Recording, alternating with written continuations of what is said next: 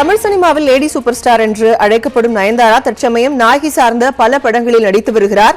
இந்நிலையில் கொலையுதிர் காலம் பத்திரிகையாளர் சந்திப்பின் போது நடிகர் ராதா ரவி நயன்தாரா குறித்த சர்ச்சைக்குரிய கருத்தை தெரிவித்திருந்தார். இதற்கு சமூக வலைதளங்களிலும் சினிமா துறையைச் சேர்ந்த பல்வேறு பிரபலங்களும் கடும் கண்டனம் தெரிவித்திருந்த நிலையில் அவரை அடிப்படை உறுப்பினர் பதவியிலிருந்து நீக்குவதாக திமுக தலைவர் ஸ்டாலின் தெரிவித்திருந்தார்.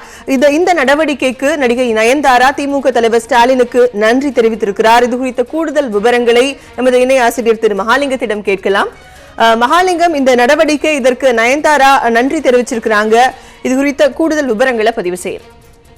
கடந்த 2 நாட்களாக நயன்தாராக்கு எதிராக ராதா ரவி பேசிய விவகாரங்கள் சமூக வலைதளங்களிலும் அரசியல் மட்டத்திலும் பரபரப்பாக பேசப்பட்டது. தற்பொழுது இதில் பலராலும் எதிர்பார்க்கப்பட்ட நடிகை நயன்தாரா தற்பொழுது விளக்கம் அளித்திருக்கிறார். அந்த விளக்கத்தில் மிக தெளிவாக சொல்லியிருக்கிறார். நடந்த விஷயங்கள் அனைத்தும் ஒரு வெறுப்பை உமிழ்வதாக இருக்கிறது என்று சொல்லியிருக்கிறார். குறிப்பாக மூத்த கலைஞரான ராதா ரவி இப்படி பேசியது பலருக்கும் அதிர்ச்சியை ஏற்படுத்தி இருக்கிறது. ஒரு மிக மோசமான முறையில் விளம்பரம் தேடும் வகையில் ராதா ரவி இப்படி பேசியிருக்கிறார். இது கண்டனத்துக்குரியது என்று தொடர்ந்து அவர் பேசியிருக்கிறார். அது மட்டுமின்றி திமுக கட்சியிலிருந்து ராதா ரவி அடிப்படை உறுப்பினர் பதவியிலிருந்து தற்காலிகமாக நீக்குவதாக உடனடியாக திமுக தலைவர் ஸ்டாலின் அறிவித்திருந்தார். அதற்கு அவர் நன்றி தெரிவித்திருக்கிறார். அதே போல தனக்கு ஆதரவாக செயல்பட்ட மற்ற நட்சத்திரங்களுக்கும் நன்றியை தெரிவித்திருக்கிறார். இதுபோன்ற பொது மேடைகளில் சினிமா நிகழ்வுகளில் இதுபோன்று மேடையில் பேசும் நபர்கள் மிக கவனமாக பேச வேண்டும் என்று மிகவும் கவனமாக தனது வார்த்தைகளை பயன்படுத்தி இருக்கிறார். பெண்களுக்கு எதிராகவும் பெண்ணியத்திற்கு எதிராகவும் ராதா ரவி இவ்வளவு மட்டரகமாக பேசியது மிகவும் கண்டிக்கத்தக்கது என்று தொடர்ந்து வலியுறுத்துவதாகவும் நயன்தாரா தனது அறிக்கையில் சொல்லியிருக்கிறார்.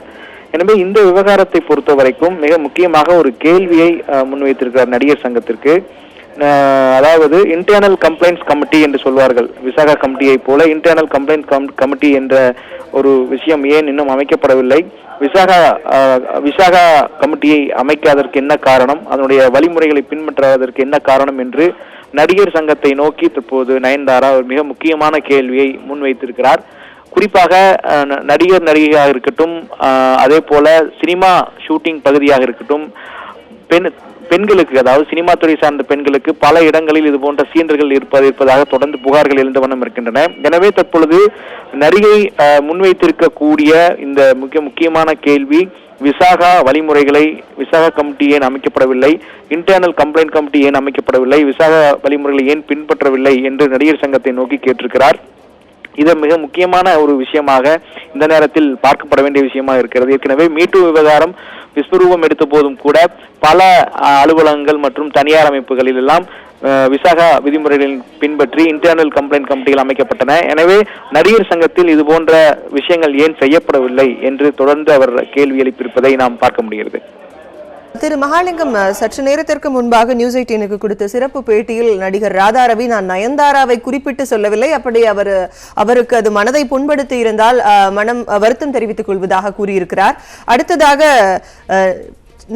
பாடகி சின்மயியும் தன்னுடைய விஷயத்தில் தான் நடிகர் சங்கம் இது போன்ற எந்த நடவடிக்கையும் எடுக்கவில்லை, இந்த விஷயத்தில் அவர்கள் என்ன செய்கிறார்கள் என்று பார்ப்போம் என்று தெரிவித்திருக்கிறார். நடிகர் சங்கத்தில் இது போன்று தொடர்ச்சியாக பிரச்சனைகள் வரும்போது கொடுக்கக்கூடிய புகார்களுக்கு உரிய நடவடிக்கை எடுக்கப்படுவதில்லை என்ற ஒரு குற்றச்சாட்டு முன்வைக்கப்படுகிறது.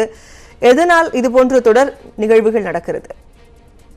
பொறுத்த வரைக்கும் அவர்கள் ஒரு 2 மணி நேரத்திற்கு முன்பு ஒரு அறிக்கை ஒன்று வெளியிட்டார்கள். அந்த அறிக்கையில் தொடர்ந்து இதுபோன்று பிறர் மனம் புண்படும் வகையில் பேசினால் ராதா ரவி மீது நடவடிக்கை எடுக்க தயங்க மாட்டோம் என்ற ஒரு அறிக்கையை கொடுத்திருந்தார்கள்.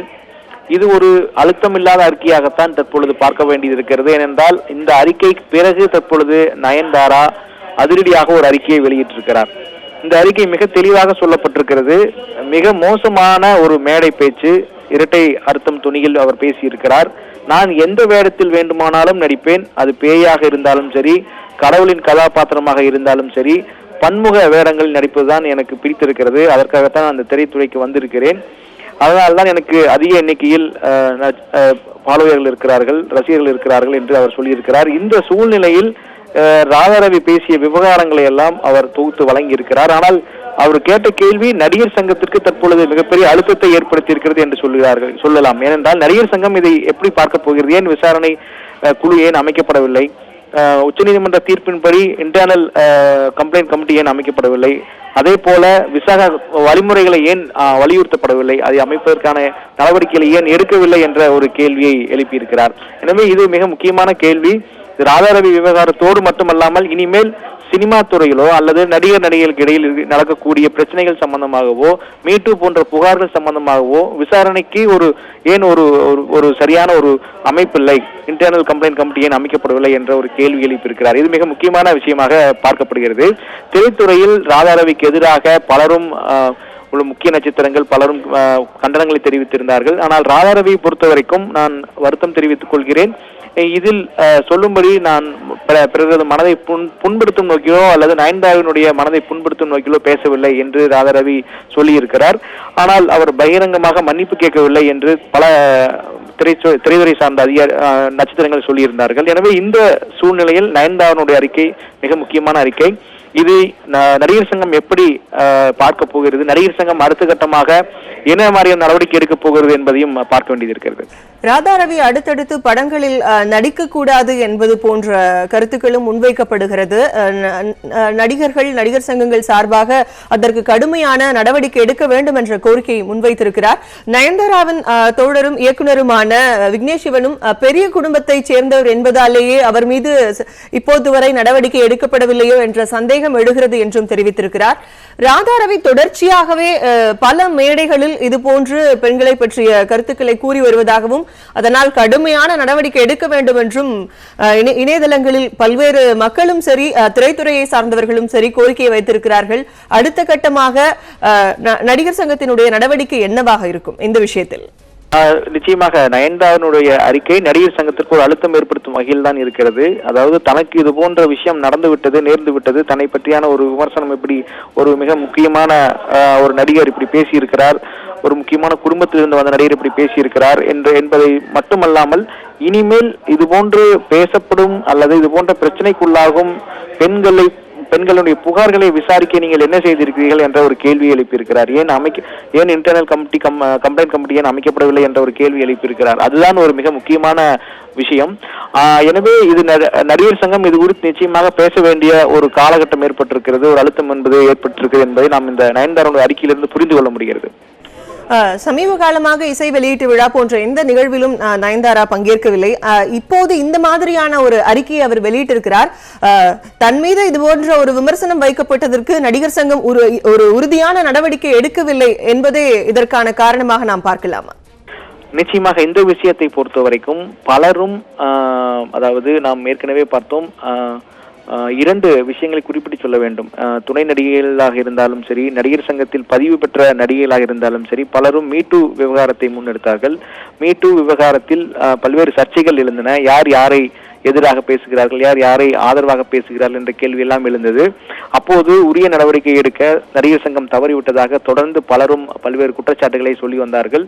எனவே இந்த சூழ்நிலையில் நயன்தாரா குறித்த ராதாரவியின் கருத்து விஸ்வரூபம் எடுத்திருக்கிறது. அனைவரும் இந்த ஒரு வாய்ப்பை பயன்படுத்தி இதிலிருந்து இனிமேலாவது இது போன்ற பெண்களுக்கு எதிராக பேசினாலும் சரி, அல்லது ஒரு அவதூறாக பேசுபவர்கள் அல்லது பெண்கள் இது போன்ற பாலியல் தொல்லைகள் கொடுக்கும் புகாராக இருந்தாலும் சரி உடனடியாக நடவடிக்கை எடுக்க வேண்டும் என்ற ஒரு விஷயத்தை தற்பொழுது நயன்தாரா முன்வைத்திருக்கிறார். இது ஒரு மிகப்பெரிய நெருக்கடியாக இருக்கும் நடிகர் சங்கத்திற்கு. இதை நடிகர் சங்கம் எப்படி பார்க்க போகிறது, அவர்கள் விசாரணைக்கான குழுவை அமைப்பார்களா என்பதை நாம் பார்க்க வேண்டியது இருக்கிறது. உங்களுடைய கூடுதல் விவரங்களுக்கு நன்றி திருமகாலிங்கம்.